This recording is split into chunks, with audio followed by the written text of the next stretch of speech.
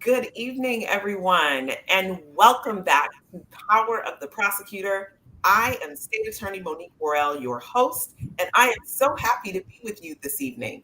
Power of the Prosecutor is something that I started when I was running to be state attorney, and I think it's so important for people to understand their rights as citizens, their responsibilities as citizens, the law, and how it pertains to them. Because so often we walk through life just not knowing all of the things that are applicable to the laws that govern us. So I instituted Power of the Prosecutor so that you can become more knowledgeable about the laws that impact you. I am super excited about the conversation that we are going to have tonight because I have with us two of my favorite people in Tallahassee. So I would like to bring in this evening Representative Anna Escamani and Representative Traveris McCurdy. And this is where if I had like the stage applause sound, the crowd would go wild. What's up, guys? I'm so excited to see you. Good evening. How you doing? Good to be with you, Madam State Attorney. It is wonderful to have both of you here with me this evening. Always good to be with you. We're so grateful to be here, and thank you for your leadership as well. Absolutely. Thank you. So these are my friends from the 2020 campaign trail. We were all on the campaign trail together, and we were all thankfully elected to come and do the good work of the people. And I'm going to take a point of privilege since this is my show to say we all have been doing great work over the last 2 years. And now, Representative McCurdy and Representative Escamani are running again. I don't run again until 2024, but I am with them in spirit and in truth as we go forward and continue the great work that has been done over these last 2 years. So thank you both for taking time out of what I know are very busy schedules to be here with me this evening. You know, elections are, one thing, they're just one part of the very big jobs that we all have. And a huge part of our jobs are partnerships. And I am so proud to call both of you partners in my work. I know that in many of the things that I have tried to accomplish, I've been able to call on each of you and say, here are some things that we need to do. Here are some adjustments that need to be made. And each time that I've called, you have both always answered the call. And I'm so grateful for that. So thank you. Thank you. All right, so let's jump into it. One of the things that I like to do is explain to people what my role is as state attorney, because a lot of times people think that I can do things that I can't do. They think that I'm in control of things that I'm not in control of. They often don't understand that I can only enforce the laws that have been created by the legislature. I can't make the law and I can't pick and choose which laws I am and am not going to enforce. That job rests solely with the legislature. So I want to give you an opportunity now to give an overview of your role, the districts that you cover, what your responsibilities are as state legislatures. And Rep. Escamani, I'll start with you. Well, thank you so much, and I'm so grateful that I get to serve with Representative Traveris McCurdy and so many other strong advocates here from Central Florida, and for the opportunity to share space with you, our state attorney, because it's so important to have the right people at all levels of government. And as you said, to help amplify what these roles actually are. So as everyday people, when you do have a constituent issue, you know what level of government to go to and who to hold accountable. And so as state representatives, our one constitutional responsibility is to pass what's called a balanced budget. And that means looking at Florida's revenue and federal dollars coming in and dictate where that goes, with our largest expenses being healthcare, education, and the criminal legal system as well. Since Florida has a serious problem with mass incarceration, we spend too much money on our criminal legal system in ways that could be spent through prevention and other types of diversion programs versus the status quo today. But with that said, as lawmakers, we also have the responsibility of crafting policy and trying to push for proactive problem-solving solutions and challenge those bills that actually make things worse. And this takes place during the 60-day legislative session. So technically, Representative McCurdy and I have part-time jobs. The Florida legislature is defined as part-time. Our salary is only about $28,000, and many of us who don't come from wealth have a second full-time job that is our main source of income, myself included. And so we're only in Tallahassee for about 4 months of the year, and that's where the state budget is crafted. That's where bills are debated and proposed, and either the governor signs them if he or she gets them, or they veto those policy proposals. And unfortunately, in many cases, the best bills that come from Democrats are never even given a hearing because of the political structure of the legislature, where it's dominated by Republicans who really dictate the agenda. With that said, I'll add that it's not just all Tallahassee and policy work. You know, a lot of our day-to-day is constituent services. So our office in District 47, which includes City of Orlando, Winter Park, Belle Isle, Edgewood, soon to include Edenville and Maitland with the new districts, very much have focused on housing and security issues, helping folks navigate different government agencies, whether it's DCF or Department of Health or DBBR, DOC. You know, of course, we do work as well when it comes to local issues that might intersect with state government and city government or county government and so forth. But we're constantly on the ground advocating for more resources, while also trying to leverage whatever bully pulpit we have or whatever connections we have to make life better for our community. Awesome. Well, I couldn't have said it better. And first, let me also echo the words of Representative Escamani, and thank you for this space. Thank you for being a partner, making yourself available, and being that public servant for Orange and Osceola that you are. It is a pleasure to serve in the Florida House with Representative Escamani. She laid it out perfectly, our constitutional duty to pass a balanced budget and to pass propose legislation. And she mentioned something that is very important as well. It's not just about passing bills, because a lot of times it's about blocking bad legislation and playing defense, sometimes is what I call it. Constituent services is something that is paramount to me. Prior to running for office 2 years ago, I served as a legislative aide for 6 years. And it is considered a full-time job for staff, unlike us as members. But if you're a member that is passionate and really cares about this process and about the people that you serve, not just in your district, but throughout the state, I know members like myself and Representative Escamani and others, we don't look at this as a part-time job. It's just a 24/7, 365-day job if you really are in it for the right reasons. So constituent services, I remind my staff, because we are in a super minority in Tallahassee, where our Republican colleagues control both the House, Senate, and the executive branch in Tallahassee.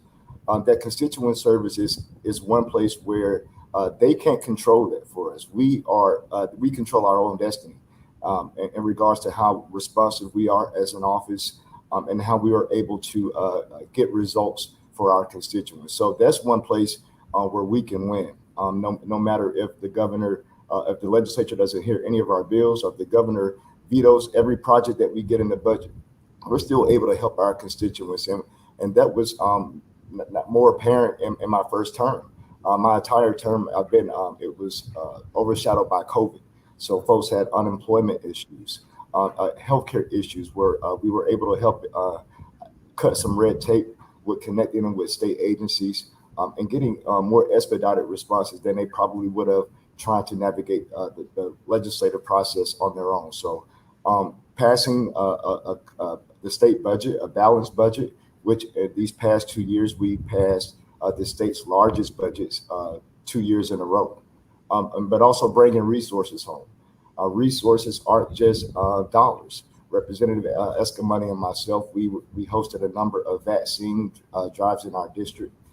There's a large senior population in my house district, District 41, which takes over from where Representative Escamani stops at I-4 going west. So I have the neighborhoods of Paramore, the West Lakes community, Clear Lake, Richmond Heights, Ivy Lane, Carver Shores. I go into a little bit of Ocoee now after redistricting. And I go over as far as Tangelo and Oak Ridge. So delighted to serve House District 41. And again, thank you for having us tonight. Thank you. Thank you so much. So, are there any common misconceptions about your positions that you'd like to clear up for your constituents who think that you can do things that you can't do, or might be frustrated about something that they expect you to do that you're just not able to do? And I'm speaking from a position of understanding because this happens in my role all too often. Rep McCurdy, I'll start with you since we ended with last. Oh, well, definitely. I know, especially in House District 41, there's a large minority population. And folks often call me or reach out to me and think that I can fire the sheriff, or I can have their loved one move from one facility if they're incarcerated to another with a simple phone call. Now, granted, we do have individuals that act as legislative affairs directors, where we're able to have more of a dialogue and more access to these folks, and like I said earlier, get an expedited response. But nothing in my jurisdiction or within I'm not privy to fire any other elected official. I do have an obligation to be vocal and to be an advocate and to use the bully platform that we have that was mentioned earlier. But there are just some things, and when we replace one person, I replaced a member in 2020 that had turned out, and just replacing one person with another person is not going to change. So we need community involvement. No one elected official can do anything alone. That's only half of the battle. So we really need the community to be engaged. And no elected official is, although Representative Escamani is like a superhero. No elected official is a superhero. We don't have a magic wand, and we sometimes have to wait in line too. But that's just one of the things. When I talk to some of my seniors, they're having issues with speed bumps, with speeding, with folks doing certain things in their neighborhood. They want branches trimmed, they want more lighting. We do have a responsibility to let them know that that's a local issue.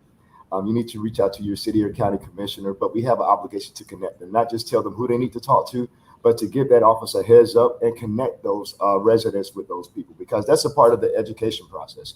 Because it'll make it a lot easier for Representative Escamani and myself when we're out now canvassing, that people don't have false expectations based upon our roles as state legislators. Yeah, that is so well said, Representative McCurdy. And I really appreciate the point you just made where we don't just pass you along, we do make the connection. I think that is a responsibility that if you contacted our office for a question that maybe does not intersect with our jurisdictional government, we still have a responsibility to not leave you hanging and to help you connect to the right person. Because like Rep McCurdy said, that's the educational piece. That's also the opportunity to say, I don't have control over that, but let me connect you to who does. And let me introduce you to your representative on the county commissioner or on the state's, the city council and so forth. And I think that's the biggest misconception, is that folks will contact us for example, we receive many emails regarding the IRS or regarding passport issues and like international immigration issues. And as much as I wish I had a quick call to IRS contact, to immigration services that I could do for you, the reality is that as a state house representative, that just isn't my jurisdiction. We don't have those contacts that a member of Congress might have. We don't work on immigration policy. The only immigration policy that we debate in Tallahassee is the governor attacking immigrants, and often he's leading on bills that the state doesn't even have jurisdiction to implement, which is why they end up in court so often. So the governor tries to make immigration a state issue. It really is federal. And when it comes to folks who are navigating refugee services, that's a little different. Refugee services are federally funded, but also liaison through the Department of Children and Family. So that's an area where we might actually have some pull. So it's an assumption that as elected official, like we have jurisdiction over everything. And that goes back to, the educational empowerment piece, to help folks understand that you have a member of Congress, you have 2 U.S. senators, you have 1 representative in the state house and 1 senator in the state Senate, and so forth and so forth. And that type of education is really empowering for folks because it also allows them to know who is my target when I am working on accountability, right? And who do I go to when I have questions about this specific issue. So I would say the other misconception is that we're in Tallahassee full time. Like I'll have folks who will ask me, well, sometimes I have folks who think I'm a member of Congress. They're like, how's DC? And it's like, I don't know because I'm not there, or they'll ask me, do I live in Tallahassee? And the question is, or the answer is, I live in Tallahassee part time. Again, when we're in Tallahassee, we're just renting, a short term apartment. Basically, our homes are in our districts. We have to live in our districts in order to serve. So I think that's another category. Sometimes, folks don't necessarily understand that it's a part-time legislature, even though, like Member Curdy said, we work full time. It's technically part-time. So I always get a kick out of, especially naysayers online who, try to troll you and make comments about your salary. And, I don't pay you to do X, Y, Z. And I also remind folks, like, actually, like, you pay us $28,000. Like, if I, if I'm doing some political work on the weekend, that's not being impacted by my salary. That's also my weekend, and it's also the fact that technically this is part time. And so always have to remind folks of that, who think we're in Tallahassee 24/7 and are curious like why we're in Orlando when they assume we should be back in the capital. And it can be a little misleading because our website, our state house profiles actually have two addresses. So it has a Tallahassee address and a local address. So that's a little misleading, I think, confusing for folks. And the reality is that right now, if you call our Tallahassee number or if you go to our Tallahassee office, there's just no one there, because we don't even have the funding to be there. Like our staff are full time, but staff are only reimbursed when they have permission reimbursed. So if there's no travel subsidy to be in Tallahassee, then our staff are not going to go to Tallahassee either. They're going to stay back. So the Tallahassee address is, a little misleading because we're only there when there's a regular session, committee weeks, or a special session. And in some cases, like I said, even our staff don't go up with us and we're just there by ourselves. I want to talk about that for a second. Oh. Go ahead, Rep. McCurdy. No, there were two things I wanted to add as I'm listening to Representative Escamani about misconceptions. One is that we are not allowed to give legal advice. I know a lot of times my office gets a lot of calls, and it's when folks are in the 11th hour of a situation, and we're really forbidden from involving ourselves with situations that are in the legal system. So I try to encourage people to reach out to the Legal Aid Society or connect them with the Legal Aid Society or other legal resources. But we cannot give legal advice. We do make and create and pass laws, but our office is forbidden from even getting involved with situations that are currently in the court system. Another thing is, unlike our counterparts on the local level and the federal level for that matter, the state legislators, we don't get a pot of money to do community events, community resources. We just we don't get funding and we're very restricted on the minimal funds that we do get to pay our office rent and get office supplies. So we have to be very creative and build those partnerships with folks in our communities in order to accomplish, even bringing those type of events and resources home to our residents. Yeah, that's a really good point. If I could add to that real quick, State Attorney, because I've had folks come to my office and ask, how much money do you have in your local fund? And like, can I apply for those funds? And I unfortunately have to remind them like, it's not the same because city council members and county commissioners tend to have like discretionary funding for their districts. And we do not have that pot of money. As Rep. McCurdy said, the only money we have is for office rent and for supplies and some events like event attendance costs. Those can at times be covered by our office account dollars, but it's very restricted and we have to get approval for every expense proactively. And so to that point, we do have the ability to fund what are called member requests during legislative session. So myself, Representative McCurdy, other lawmakers, we'll basically attempt to secure state funding for you. And that's, going through the legislative process and essentially filing a funding bill.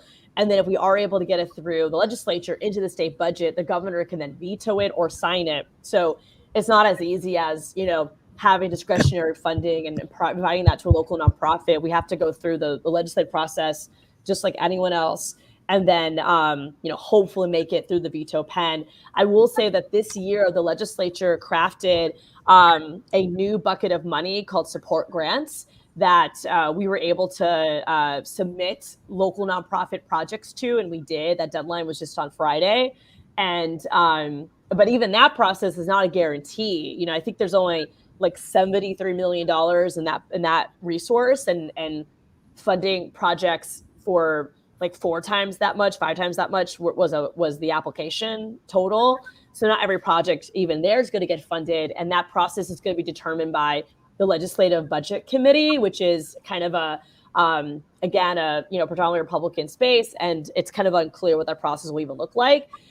So it's just not the same, compared to other types of offices, and so it's not as easy for us to secure public dollars. We have to kind of, like Rep. McCurdy said, fight in the legislature, find creative ways to form partnerships. But whenever there is funding, like, for example, the unemployment system or rental assistance, we work our butts off to get that money to our communities. And, our office during the pandemic helped 50,000 some flirting with their unemployment claims. We did rental assistance for the state program, the city program, and the county program, helping folks apply. So, we leverage whatever resources we have, but it's not the same as like having an actual discretionary account where we can just, tap in and bring you funds. It has to kind of be a little more bureaucratic, unfortunately. Good. Good. So this has been a tumultuous year legislatively, both nationally as well as in the state. Can you talk to us a little bit about what are your legislative priorities? Rep. Escamani? Yeah, I would love to. Our approach and our prioritization has always been anti-poverty initiatives. District 47 is such a unique district because we're very culturally diverse, generationally diverse, politically diverse, and we're home to every type of person, and so we have to find those areas of commonality, among our diverse community. And one of those common threads has been housing security, has been the cost of living, having a good paying job, concerns about homelessness. And so we've done our part to really prioritize policy that addresses those types of challenges alongside healthcare access and environmental protection and clean energy, and of course also fighting for our collective freedoms, whether it's LGBTQ plus or our communities of color or the rights of women. We are very much committed to pushing back against efforts to take away our rights, while also trying to find these common sense solutions to address the social and economic challenges in our community. And I do a lot of work in the tax silo. As a ranking member of the Ways and Means Committee, I have been able to secure a 1-year tax break for children's diapers that started on July 1st. And of course, have pushed for corporate accountability to close corporate tax loopholes so that we have more funds to go towards infrastructure like public transportation and other really important community needs. And so one of the areas that has been a priority for me is arts and culture funding. And we were able to 100% fund Florida's arts and culture programs, finally, after 4 years of fighting for that. And then I know Rep. McCurdy mentioned this earlier, but we also do a lot of work in the criminal legal field, visiting prisons, improving the condition of prisons, alongside pushing for policies that are focused on decarceration and ensuring that we're not locking people up who don't need to be locked up, and being really thoughtful to ways to be smart on public safety versus the archaic and outdated hard on crime mentality programs. So I have to jump in right there because you hit my area. So let's unpack that a little bit and let's talk about that. I know that early on I had conversations with both of you about some frustrations that I have about my inability to hold law enforcement officers accountable as much as I expected that I would, and people expected that I would, and that there was some changes that we needed to make in the legislature, to make that possible. One case I think that everyone is aware of is the case where Samuel Celestin was tased, and he was killed. And people wanted me to prosecute the case. We looked at the prior administration's decision not to prosecute the case, and it was based on the fact that there is a law that says an officer may not be charged criminally, or have civil charges brought against them when they use less lethal force. And less Mm. lethal force is defined as the use of a taser.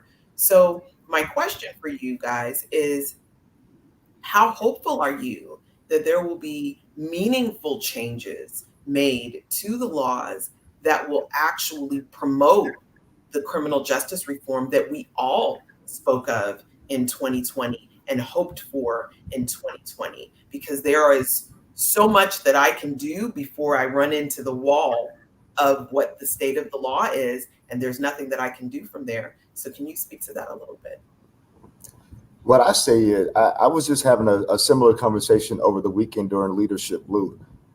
And I think what's important for people at home that are listening right now to remember is there are only 160 people in Tallahassee that make up the Florida legislature, in the third largest state in the country. So for us to put all our eggs in the basket or have high expectations that the legislature is going to reform the criminal justice system anytime soon, based upon the past 20, 30 years of leadership, we have the opportunity as the people now to vote in this primary in August, to vote in this general election in November. That's where the change is going to happen. It's people in this state that send these 160 people to Tallahassee that ultimately make the laws that we have to follow. So I believe if we really, as a society, as a state, want to see the things that we want to see, is we have an obligation, we have a duty to make sure our neighbors, our friends, our family members, hell, maybe people who don't even like us, but vote, because all of these decisions and all of the things that we see are happening, it won't change. If we, and if that's a false sense of hope, if people think if we continue, if we keep give the person who's driving the car right now, if we renew his lease for another 4 years in November, I don't think we've seen the worst um, that can happen. So we shouldn't wait until 2023 for the start of the legislative session in March, when we have an opportunity right now, today, in less than 40 days, to begin that process to really see the change that we want to see.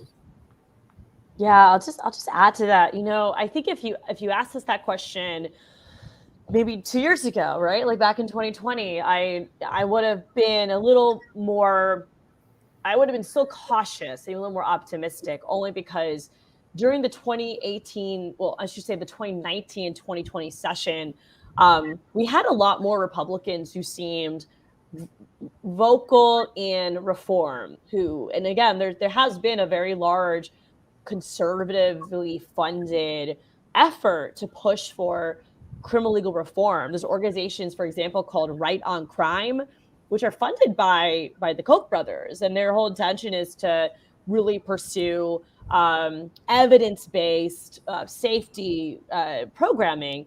And there's organizations like the James Mass Institute and even Americans for Prosperity who have really endorsed these types of policy proposals.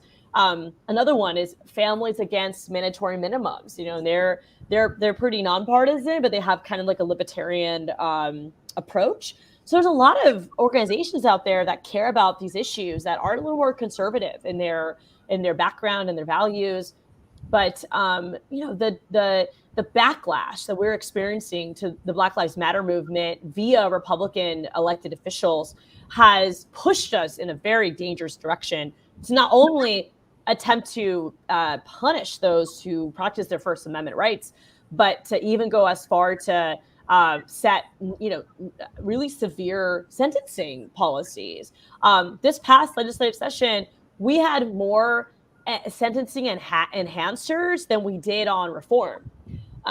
Multiple enhancers moved, and also a very problematic capital punishment case passed or bill passed that would provide public records exemption for the drug manufacturers who create the cocktails, if you will, that are used in death cases, and so we had a speaker who was a prosecutor, and I think that also, exception in the room here, but a lot of prosecutors have a history of not being reform minded, right? And so our speaker, coming from that background, was very, very anti-reform.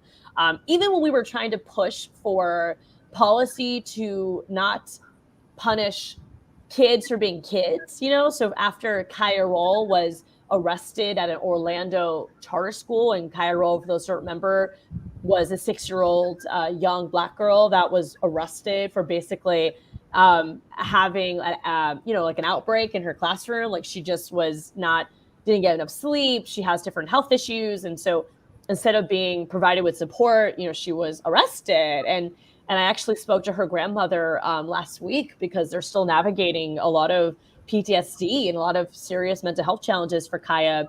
And we pushed to get a bill passed that's basically said that, if you're not a teenager and you didn't commit like a violent crime, that you should not be arrested. Like, just basically create some sort of statutory protections for kids to be kids, so you don't feed into the school or prison pipeline. And we couldn't even get that passed. The version that got passed was had to be brought down to like 6-year-olds. I mean, it was like ridiculous, that we couldn't even get like a simple bill passed, that if a kid is just being a kid and throws a pencil at someone, like, they shouldn't be arrested for that, right? So even policies as simple as that couldn't get through. And so again, I to echo Rep. McCurdy's points, like, we need to redefine the electorate, and we need to redefine what the legislature makeup is. And the quickest way to do that is to vote. And then, of course, when we have legislative session, to actually come to the Capitol and be an advocate. I want to give a shout out to Florida Cares. They're an amazing organization that focuses specifically on prison policies. They essentially are they're made up of loved ones of people who are incarcerated. So they do amazing advocacy work to get air conditioning in our prisons, to call out the abuses that take place in our prison system. Right now, the Department of Corrections has been putting into place a lot of policies that make it harder to stay connected with your loved ones. And so they're fantastic. Not only the fact that they're daily advocacy, but they come to Tallahassee and they walk the halls and they ask the tough questions. They testify in committee. And so there's a lot of great groups to get plugged into that also can help you turn your passion into a specific direction of advocacy for the legislative process. I think it's also important for people to understand that when you are voting for people, these are the questions you need to ask. Right? Where do individuals stand on the things that matter to you? Because you can't assume anything. That's right. You can't assume that because someone looks like you, or they're from where you're from, or you can't assume anything. It's very important to be actively engaged in presenting your questions to the people who are asking for your vote, and finding out where they stand on these issues that are so important. Because in order for us to actually get to a place where we can make change, we have to have the right people in Tallahassee voting and presenting the bills. Rep. McCurdy, your legislative priorities. Definitely. Well, let me give a special shout out to both ladies I'm on this broadcast with, because Representative Escamani, she mentioned the ACs and prisons. I think her and I are going to be speaking at a press conference this Saturday to uplift that very point. Because look, like we said, it's not a part-time job for us, and this stuff is important. I get calls. I got a call last week. There was an inmate in Weewa. His loved ones got word that he was beat up in the prison. I called and spoke to the warden for a wellness check. to make sure, because if not, we're going to reach out to the inspector general and file a formal complaint, because people deserve to be treated fairly. People deserve to be treated with respect and dignity. So one of the perks as a legislator is I don't have to schedule a time to go into one of the state prisons. We can pop in and do a pop-up visit, and they have to receive us. So that is one of the things. So we were able to see firsthand the conditions. Um, some of my priorities once I'm reelected in August is definitely education. I served on three education committees my first term, everything from early elementary education, education and employment, and higher education appropriations. So reforming our reforming the education system is something that's very important, especially when we talk about our public school systems that are going from the state standardized testing to the progress monitoring. We need to make sure that we have uh, experts. And when I say experts, those are teachers and support staff, not people in Tallahassee that are dictating to tell our school boards what they should and should not be doing. So education is absolutely at the forefront for me. Criminal justice reform, I'm happy to have had the support. It's a shout out to our state attorney now. I remember coming to you with an idea. The state of Illinois is the only state in the country to have passed a bill to ban deception tactics in interrogation of minors. And so I came to you first as my state attorney to get your buy-in and get your input. You were supportive of that bill. We sponsored that bill. It didn't get a hearing like most bills with Democratic authors, but we at least started that conversation. And it's unfortunate that we have to propose bills that make it illegal to lie to children whose brains aren't fully developed. And And I, based on that, Rep. McCurdy, I'll tell you that we are implementing policies in our office regarding deception tactics and children, how right? you doing, Anna? How you doing, Anna? Yeah, you weren't able to get the bill, but that doesn't mean that we can't implement policies. The bad part is that the Ninth Circuit is the only circuit who will benefit from that. Mm. And and that's the thing. That's the reason I found that bill is because I feel like too many people in positions of power to make change, especially with the criminal justice system, they spend too much time focusing on reforming it from the adult perspective, and we just miss an opportunity to prevent children and young people from even entering into that system, because it is a high recidivism rate when you look at the numbers of Black and brown people uh, who are in the criminal justice system. So, what can we do to mitigate that number of young people from entering the criminal justice system? Last thing is voting rights. We have to protect our voting rights. There have been so many attempts and attacks to diminish our power, diminish our representation, diminish our voice. And I don't think enough people in our communities under really put two and two together. If voting didn't matter, they wouldn't spend so much time on trying to put so many barriers and block us from participating and have access to the voting booth. So protecting our voting rights is key, is paramount. Because if we don't protect our voting rights, there's no guarantee that you'll have a Representative Escamani, a Representative McCurdy that actually cares, a State Attorney Royal, because if they're able to gerrymander and make districts benefit them so they get the people that they want, we're going to lose our voice. So it's very important that we educate people on the importance of having good people, retaining good people, but still, that's just the floor. We need to build and we need to protect the rights are being stripped away every day, from voting to women's rights, rights in education, right before our eyes. I'm 38 years old, and it took us longer to get these rights than it's taken for them to take them away from us. So protecting voting rights is something that I'll be continually to focus on, especially when we have a Secretary of State that is questionable in the state and a governor who they write rules. Nice way to put it, Rep. I'll leave it at. Rep. Escamani, what are your concerns right now legislatively? Oh, I have plenty. I mean, voting rights is definitely incredibly important. We also have not seen any type of action on the affordable housing crisis from the governor. And in fact, we've asked the governor multiple times to declare a state of emergency on housing to help plan and prepare more resources for those who need assistance and to allocate funding towards that. And that has not happened.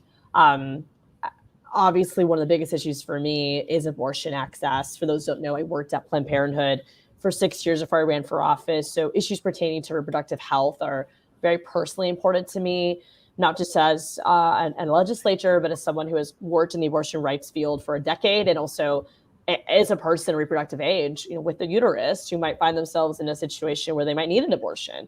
And so the current legislative landscape will lead to Florida passing another abortion ban, as we already have a 15-week ban without exceptions for rape, incest, or human trafficking in place right now, with 11 other states that have banned abortion in this country, many in the South. And we are already seeing patients travel from other states. And as you and I have talked about, there are efforts to also criminalize interstate travel, criminalize people who help someone get an abortion, and so forth, and even criminalize someone who ends their own pregnancy. So these are very extreme policies that we're fighting back against. And I'm very concerned that if the political landscape stays the same, it's going to get worse in Florida and around the country. So that's very much top of mind for me, and top of so many other issues that we navigate every single day for our constituents. Yeah, I know that we've had discussions about that, and wanting to ensure that our constituents feel safe and understand that they have the support of their legislators as well as their state attorney with them as we navigate these very dangerous waters that the legislature has entered into, and that the Supreme Court has basically thrust us into. It's not something that I think any of us thought would actually get to the place that we're in, but we're here, and now we all have to collectively fight, because when we fight, we can win. And I think we've all proven that when we fight, we can win, but we can't sit back. Now is not the time to get comfortable or get defeated. And I want to talk a little bit about that. To the individuals who are watching, we are all Democratic elected officials. And I know that there are many Democrats who are feeling defeated, that things are just not going our way. They are considering sitting out this election cycle. And I can't encourage everyone enough that this is not the time to let our foot off the gas. This is the time to go full force with everything that we have. Stop talking about who can't win and who can't beat whom. This is the time to go with everything that we have to fight like our lives depend on it. And I know that that was something I said a lot when I was running in 2020. It couldn't be any more true now here in 2022. And I know I didn't give you, Rep, a chance to talk about your concerns, but if we could circle back to that, what do you have to say to our constituents about this upcoming election in August and November, and the importance of not only individuals getting out and voting, but bringing people with them to vote? Every is going to be the most important election of our lifetime. It's not cliche, it's reality. And that's because times change, and with modernization, there's good and bad. With innovation, there's good and bad. So we always have to be vigilant, and we can't, like you said, we can't let up, and we can't settle or be complacent with victories from years past. It's important. What's important to me is that making sure Floridians can afford to live in Florida, because people aren't taking enough money home, and everything is increasing from your utilities to your rent, your property insurance, and we're just not addressing those kitchen table issues. And we're really just having a lot of culture wars. It's important that we are protecting home rules so our local municipalities can be creative and innovative to find ways to help people keep more money in their pockets, to keep a roof over their heads. These are things that are important to me. We have to pay attention and listen to this governor and this legislature when they throw gaslighting ideas out like permitless carry in a state like Florida. I have a 4-year-old daughter. I don't want Florida to be the wild, wild west, or the wild, wild south, or the wild, wild anything for that matter. So these are issues when you talk about funding for HBCUs, which I'm a product of a HBCU. and making sure that our Black and brown children have access to higher education, vocational and technical training, because everybody's not going to college. But these are the type of kitchen table issues. These are the type of things that when I'm knocking on folks' doors, um, these are the things that matter, and not Disney World, not banning history, not banning books, not telling children and teachers to not say gay. These are not things that are going to put more money in people's pockets. These are going to change the day-to-day lives of the people that we represent.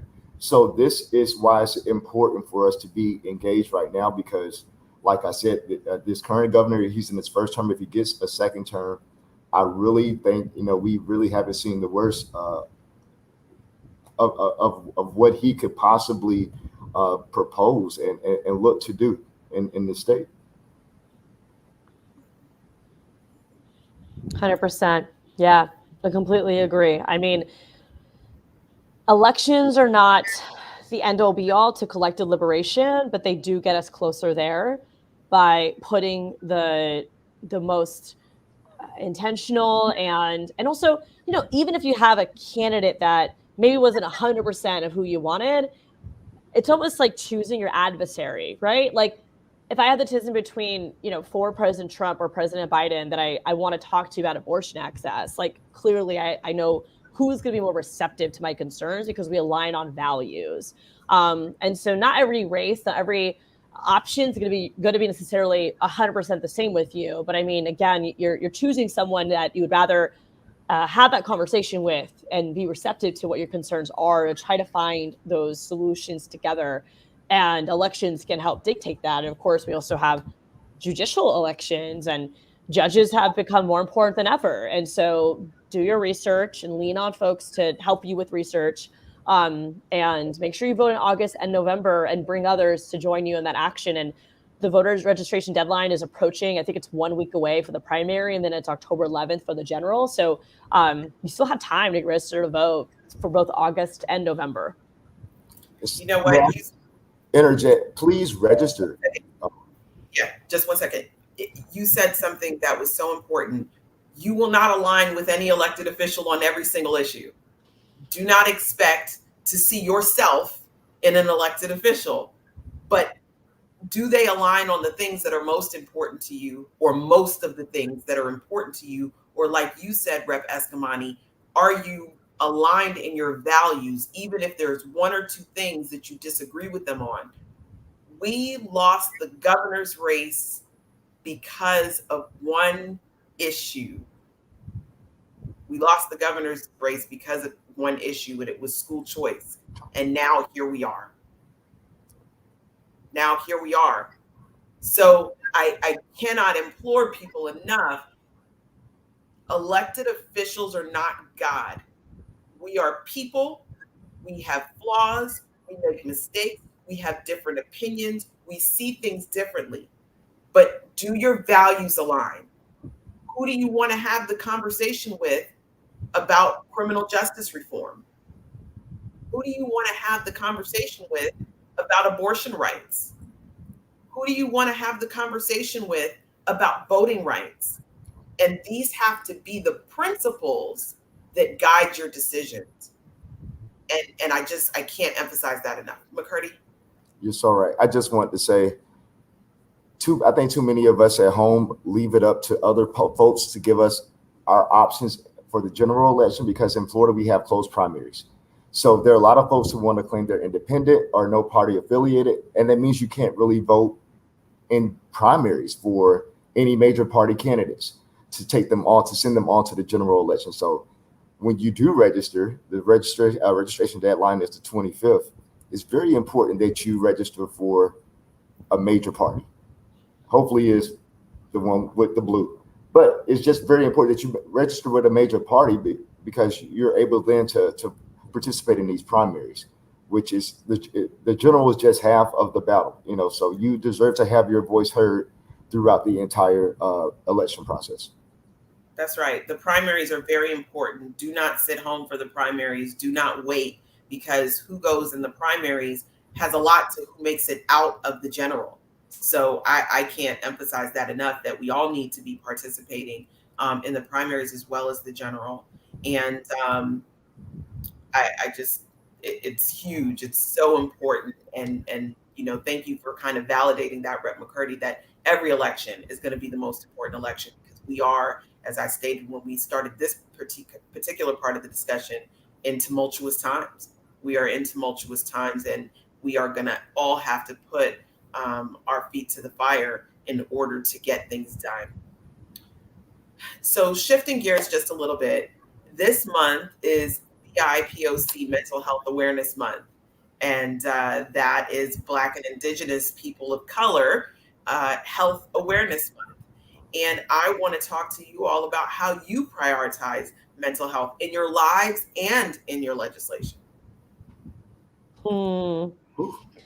Such a great question. I am like one of the worst practitioners of self-care, so I appreciate the reminder.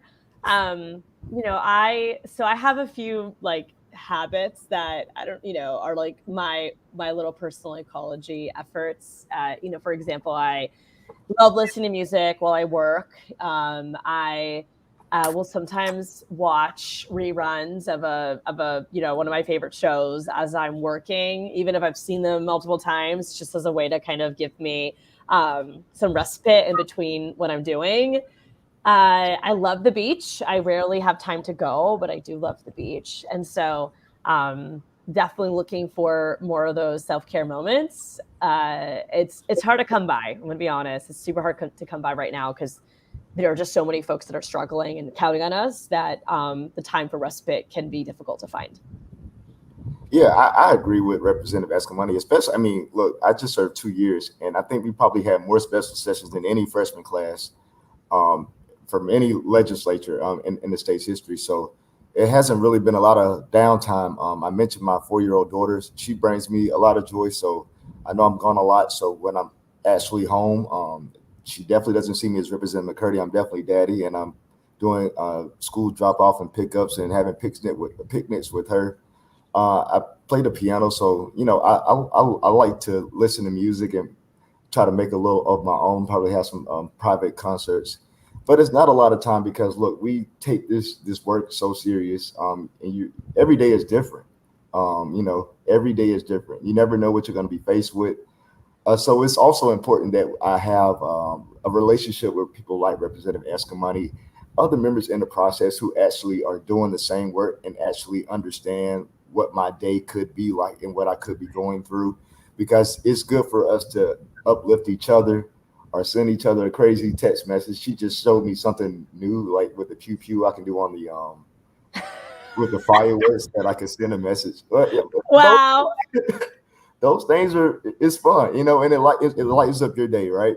So it's just good to have people who are in positions that you respect as well, that you can bounce off ideas. I know I've called her many times in the late hour to have good people like the state attorney that I can, in your position, in your role, just to have folks that are, and when we run into each other at events, it's just good to see people, and happy that we're getting out of COVID, more than we were 2 years ago. It's good to be interacting with people in public and see faces behind masks. So. Well, as we get ready to wrap it up, I want to ask you this. We talked about the fact that you all get paid $28,000 a year to do the work that you do. That is a very little bit of money. So you're obviously not in it for the money. Would you please tell our viewers and your constituents why you're doing this? Why have you done it? And why are you asking for their vote to do it again? And then let them know how they can stay in contact with you. Rep. Escamani?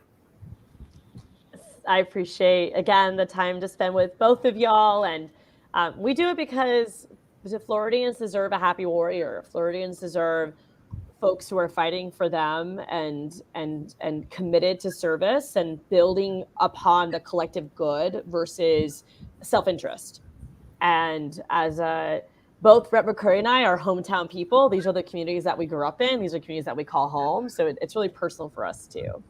And with that said, you can follow us at Team Anna online. AnnaForFlorida.com is our website, and at Anna for Florida on TikTok, on Twitter, Instagram, Facebook, all spelled out with 2 N's at Honor for Florida, to keep in touch. And you can also email us on at honorforflorida.com. Rep. McCurdy. Thank you, Madam State Attorney, and thank you again for this invitation tonight. I had a wonderful discussion and enjoyed sharing this platform with the two of you. I often remind people that I am a product of the promise of this district. Like Representative Escamani mentioned, I was born and raised in this district. So we tell children to grow up, do good, don't get in trouble, go to school, get your education, and come back home and try to make your community better. And that's exactly what I've tried to do. Just living a life of service. So hopefully there's the next generation who will see the work that I'm doing and will be inspired to come back and make his or her community better. So it is, well, it doesn't pay much, but there's a greater reward when you can get results and bring home resources to your community. So you can follow me and find me on social media, IG, Facebook, and Twitter at Rep McCurdy, REPMCCURDY, or visit my campaign website at TravarisForFlorida, all spelled out.com, TravarisForFlorida.com. And again, thank you again for this opportunity. All right. Well, thank you both so much for being here. I knew the time would go by quickly because there's just, so much chemistry between us and we care about the same things. And I'm so excited to call both of you my friends and my colleagues. And I look forward to the next term of us working together and bringing justice to the Ninth Circuit. And for those of you, for you bringing back all of the resources that you can to our communities so that our communities can continue to thrive. I thank you so much for being here with me this evening and wish you all the best. I hope that you get rest and make time for your mental health and for that self-care as you go through the campaign process, which I know is no easy feat. And thank you to all of our viewers for being here with us this evening for Power of the Prosecutor. I am, again, your host, State Attorney Monique Worrell, and I bring you the Power of the Prosecutor series to help to educate you on the things that impact you. I hope you enjoyed this evening's program as much as I did with my friends, Representative Anna Escamani and Representative Travaris McCurdy, and hope that you will join us next month for Power of the Prosecutor. We are going to have state senators in our next month series. So please stay tuned for next month's episode of Power of the Prosecutor, where we will bring you some information from our state senators. Thank you all for being here. Have a wonderful night. Be safe and be blessed. Thank you so much. Good night, everyone.